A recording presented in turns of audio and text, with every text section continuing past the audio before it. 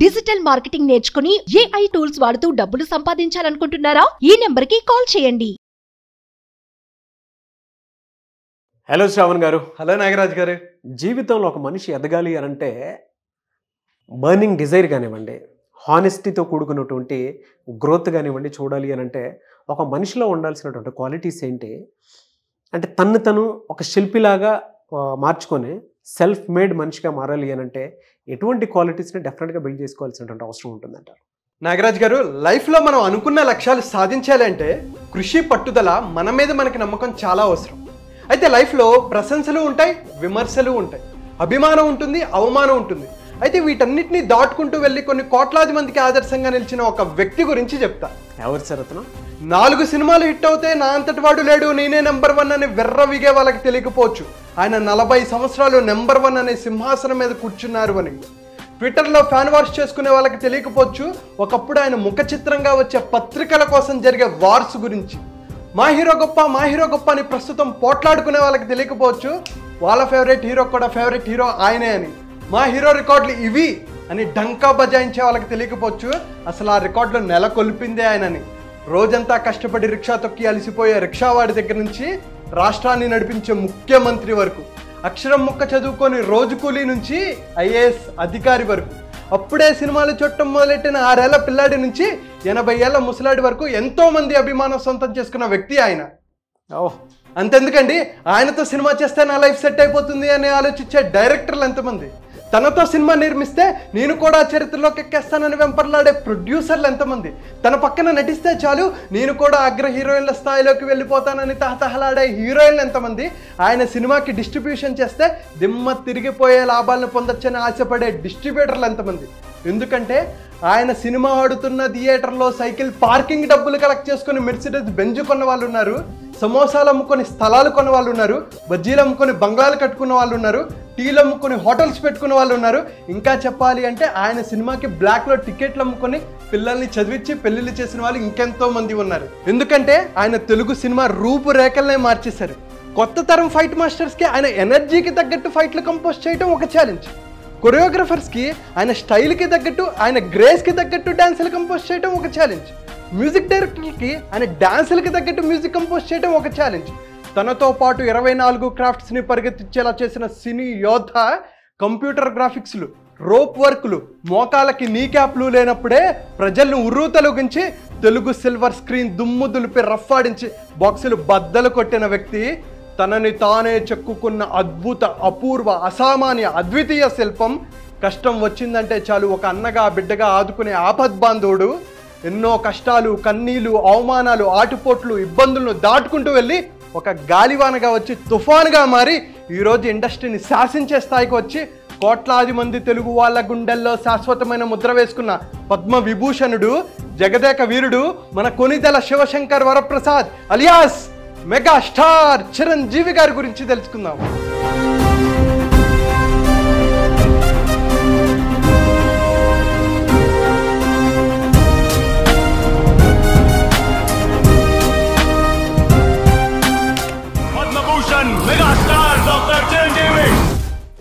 చిరంజీవి గారి గురించి మాట్లాడుకోవాలంటే మనకు ఒక రోజు సరిపోదండి. అయితే ఆయన లైఫ్లో నుంచి కొన్ని ముఖ్యమైన విషయాలు మనం తీసుకొని మన లైఫ్లో ఇంప్లిమెంట్ చేసుకుని మన రంగంలో మనం ఎలా మెగాస్టార్గా ఎదగాలి అనే దాని గురించి మాట్లాడుకుందాం. ఓకే.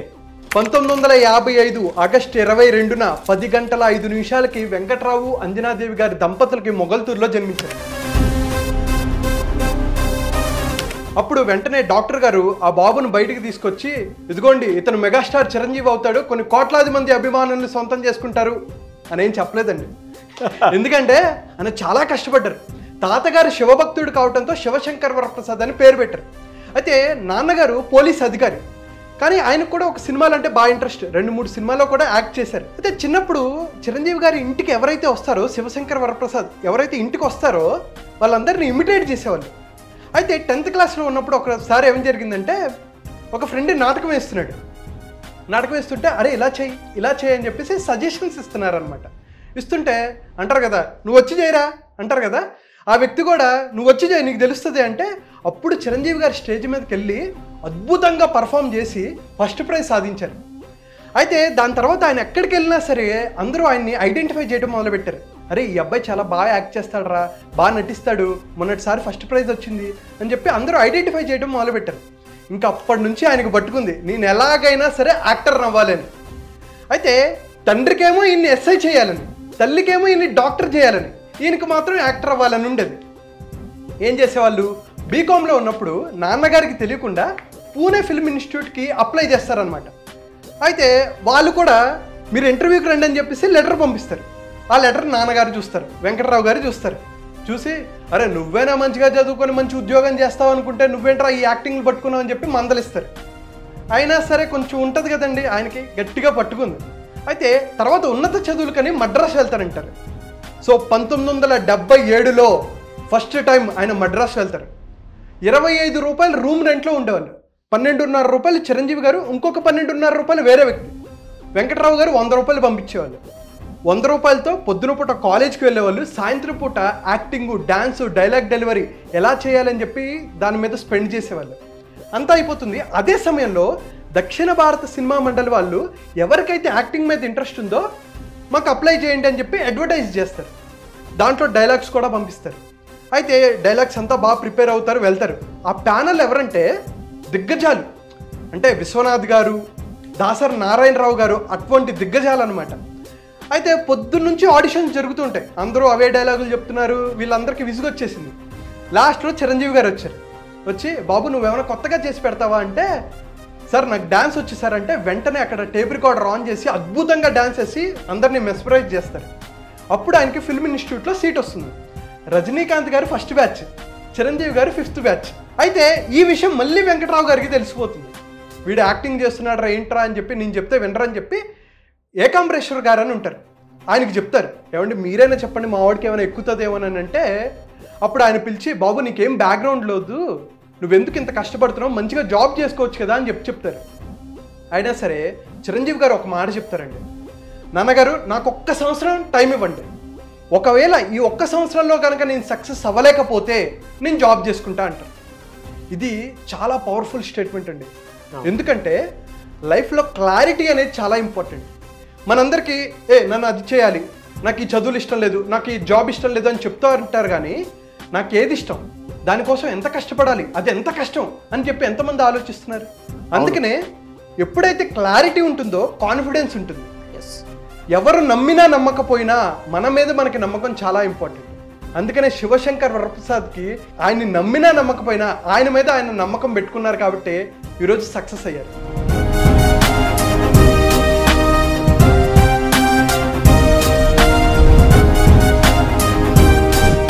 అయితే ఆయన ఫిల్మ్ ఇన్స్టిట్యూట్లో ఉండగా ఆయన ఫ్రెండ్ సుధాకర్ గారు, మనం తెలుసు కదండి కమిడియన్ సుధాకర్ గారు, ఆయన ఫస్ట్లో హీరోగా యాక్ట్ చేసేవారు. అయితే ఆయనకి 2 సినిమాల్లో ఆపర్చునిటీస్ వచ్చింది. ఒకటి తమిళ్లో పెద్ద డైరెక్టర్ అయిన భారతీ రాజా గారి సినిమాలో ఆపర్చునిటీ వచ్చింది, ఇంకోటి సైడ్ క్యారెక్టర్.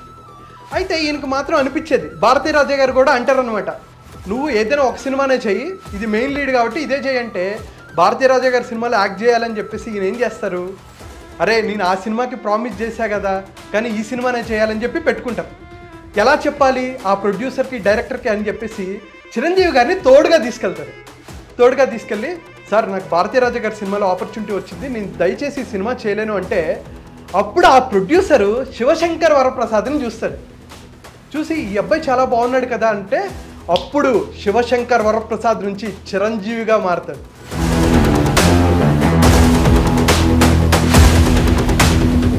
ఫస్ట్ టైం 1978 ఫిబ్రవరి 11న పునాదిరాలు సినిమాకి ఫస్ట్ టైం ఆయన కెమెరాని ఫేస్ చేశారు.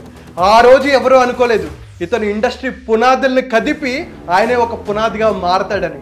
అయితే ప్రాణం ఖరీదు సినిమా ఫస్ట్ రిలీజ్ అయింది. ఆ రోజు ఎవరు ఊహించలేదు ఆయన కోసం లక్షలాది మంది అభిమానులు ప్రాణాలు ఇచ్చేంత స్థాయికి ఆయన ఎదుగుతాడని. ఏ స్థాయిలో కష్టపడ్డారంటే అసలు 1979లో 8 సినిమాలు, 1980లో 14 సినిమాలు, 81లో 13 సినిమాలు, 82లో 13 సినిమాలు, 83లో 14 సినిమాలు తీసి అద్భుతంగా కష్టపడ్డారు. అయితే 1983లో వచ్చిన ఖైదీ సినిమా అప్పట్లోనే ₹1 కోటి కలెక్ట్ చేసి సంచలనం సృష్టించింది. ఛాలెంజ్, గుండా, విజేత, రాక్షసుడు, దొంగ మొగుడు, పసివాడు ప్రాణం, స్వయం కృషి, ఎమ్ముడికి మొగుడు, అత్తకి ఎమ్ముడు అమ్మాయికి మొగుడు, Jagadeka Veerudu Athiloka Sundari, gang leader, rowdy అల్లుడు, ఘరానా మొగుడు, హిట్లర్, మాస్టర్, బావగారు బాగున్నారా, అన్నయ్య, ఇంద్ర, ఠాగూర్, శంకరదత్త ఎంబీబీఎస్, స్టాలిన్. అంటే ఆయన సినిమా లిస్టులో అద్భుతాల హిట్లు ఎన్నంటే మనం చెప్పలేము అస్తే. అయితే 1987లో వచ్చిన స్వయం కృషి మూవీ రష్యన్ లాంగ్వేజ్లోకి డబ్ అయ్యి మాస్కో ఫిల్మ్ ఫెస్టివల్కి అక్కడ స్క్రీన్ చేశారు. అలాగే 1987లో ఆస్కార్కి అటెండ్ అయిన first south Indian actor Chiranjeevi గారు. దాని తర్వాత 1990లో వచ్చిన జగదేక వీరుడు అతిలోక సుందరి సినిమా తుఫాను టైంలో రిలీజ్ అయ్యి సునామీ సృష్టించింది. ఆ టైంలో వరదలుండి అంతా చూడ్డానికి కూడా కష్టమైనా సరే తర్వాత ప్రజలు ఎలా ఆదరించారంటే సినిమాకి వెళ్ళి పూలు డబ్బులు వర్షంలాగా కురిపించారండి. సీనియర్ ఎన్టీఆర్ గారి తర్వాత అటువంటి మాస్ ఫాలోయింగ్ సంపాదించుకుంది ఎవరంటే చిరంజీవి గారు అంటంలో ఎటువంటి సందేహం లేదు. 1991లో వచ్చిన గ్యాంగ్ లీడర్ కనీ విని ఎరుగని హిట్ అండి. అప్పట్లోనే 6 కోట్లు కలెక్ట్ చేసి 100 days ఫంక్షన్ 4 చోట్ల చేశారు. ఏలూరు, విజయవాడ, తిరుపతి, హైదరాబాద్. అప్పట్లో ప్రైవేట్ ప్లేన్లో వీళ్ళందరినీ తీసుకెళ్లారు. దాని తర్వాత వచ్చిందండి 1992లో మానిస్టర్ హిట్ గరానా మొగుడు. అప్పట్లోనే 10 కోట్లు కలెక్ట్ చేసి ఏకంగా ఒక రీజనల్ లాంగ్వేజ్ 10 కోట్లు కలెక్ట్ చేసిందని చెప్పి ఏకంగా ఇండియా మొత్తం మన తెలుగు సినిమా వైపు చిరంజీవి గారి వైపు చూడటం మొదలుపెట్టాయి. పెద్ద పెద్ద ఆర్టికల్స్ రాయడం మొదలుపెట్టారండి, మనీ మెషిన్ అని చెప్పేసి. అసలు అందరూ షాక్లోకి వెళ్ళిపోయారు.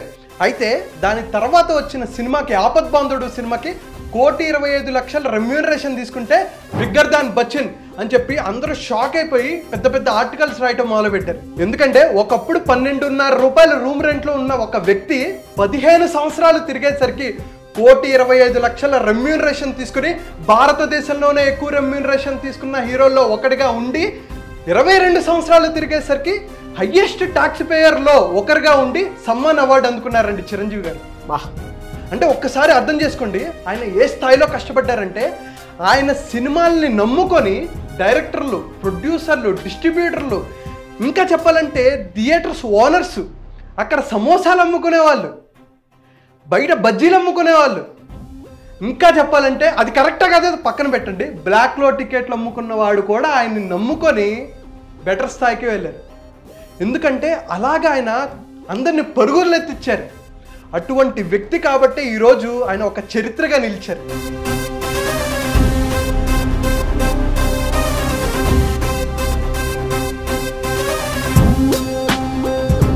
అయితే దీని నుంచి మనం ఏం నేర్చుకోవాలి? కష్టపడితేనే మనం కూడా లైఫ్లోకి ముందుకు వెళ్ళగలం. ఎటువంటి బ్యాక్గ్రౌండ్ లేకపోయినా, ఎంతమంది హీరోస్ చెప్పలేదండి బ్యాక్గ్రౌండ్ లేని వాళ్ళు. రవితేజ గారు కానీ, నాని గారు కానీ, ఎంతోమంది. చిరంజీవి గారు నాకు బ్యాక్గ్రౌండ్ లేదు అని అనుకుంటే చిరంజీవి గారిని చూసి నేను ఇన్స్పైర్ అవుతాను అని చెప్పి ఎంతమంది చెప్పలేదు? అవును. ఆయన ఫ్యామిలీలో నుంచి ఎంతమంది గొప్ప స్టార్స్ రాలేదు? అవును. ఆయన్ని నమ్ముకొని ఉన్నత స్థాయికి వచ్చిన వాళ్ళే ఎక్కువ మంది తప్ప ఎవరు మోసపోయిన వాళ్ళు ఎవరు లేరండి. అటువంటి వ్యక్తి చిరంజీవి గారు.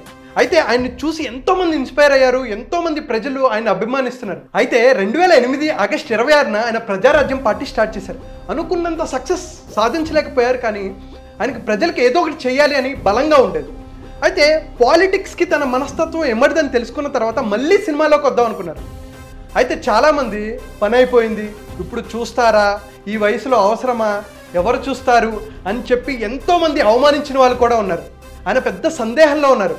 కానీ చిరంజీవి గారి లాంటి శక్తివంతమైన నటుడిని, అభిమానగల ఉన్న నటుడిని సినిమాలకి దూరంగా ఉంచడం ఆ విధికి కూడా సాధ్యం కాలేదు. ఏ స్థాయిలో అంటే 2017లో ఖైదీ 150తో 5 రోజుల్లో 100 కోట్లు కలెక్ట్ చేసి రికార్డులు బద్దలు కొట్టారు. దాని తర్వాత సైరా, ఆచార్య, గాడ్ ఫాదర్, వాల్తేరు వీరయ్య, బోలా శంకర్ సినిమాలతో మనల్ని అలరించారు.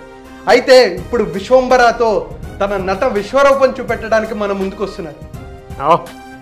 నేను ఇంకా చేయలేను, నా వల్ల కాదు, నా వయసు అయిపోయింది అని ఎవరైతే లిమిటింగ్ బిలీఫ్స్లో ఉంటారో వాళ్ళందరూ చిరంజీవి గారిని చూసి నేర్చుకోవాలి.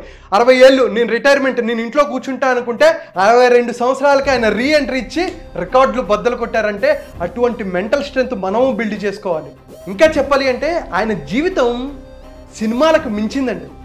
ఎందుకంటే 1998లో చిరంజీవి చారిటబుల్ ట్రస్ట్ స్టార్ట్ చేస్తే కొన్ని వేలాది మంది అభిమానులు గత 25 సంవత్సరాలుగా రక్తదానాలు, నేత్రదానాలు చేస్తే 9,30,000 యూనిట్స్ ఆఫ్ బ్లడ్ ఎంతోమంది పేదవాళ్ళకి, అలాగే కొన్ని కార్పొరేట్ హాస్పిటల్కి నామినల్ ప్రైజెస్లు ఇచ్చారు. అంటే సొసైటీకి తన వంతుగా కంట్రిబ్యూషన్ చేయాలి, రెస్పాన్సిబిలిటీ తీసుకోవాలని మనం చిరంజీవి గారి దగ్గర నుంచి నేర్చుకోవాలి. వాట్ ఏ క్వాలిటీ అని. ఆయన జీవితం ఏంటి. ఇంకా ఒక విషయం చెప్తాను, కోతల రాయుడు అనే సినిమా చేస్తున్నప్పుడు ఒక ప్రొడ్యూసర్ ఆయన డ్యాన్స్ చూసి ఇతనేంట్రా బాబు ఏ జూలో నుంచి తీసుకొచ్చారు అని అవమానించిన వాళ్ళు ఉన్నారు, ఇతను సూపర్ స్టార్ అవుతాడా అని చెప్పి హేళన చేసిన వాళ్ళు ఉన్నారు. అందుకనే ఆయన జీవితం ఒక గొప్ప పర్సనాలిటీ డెవలప్మెంట్ బుక్.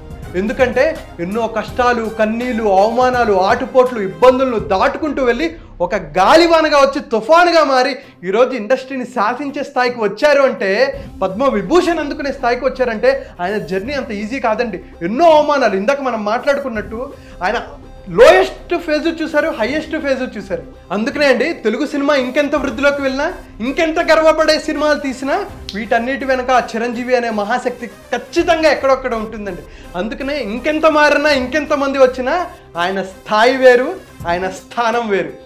సార్ మీరు ఇలాగే ఇంకా ఎంతో మందిని ఇన్స్పైర్ చేయాలని మనస్ఫూర్తిగా కోరుకుంటూ, congratulations for your Padma Vibhushan and all the best for your future endeavours. Hats off అండి. కంగ్రాచులేషన్స్ మెగాస్టార్ చిరంజీవి గారు. Thank you so much Shravan గారు. థ్యాంక్ యూ అండి, thank you so much. Suman టీవీలో మీ పర్సనల్ అండ్ బిజినెస్ ప్రమోషన్స్ కోసం కింది నెంబర్కి కాంటాక్ట్ చేయండి.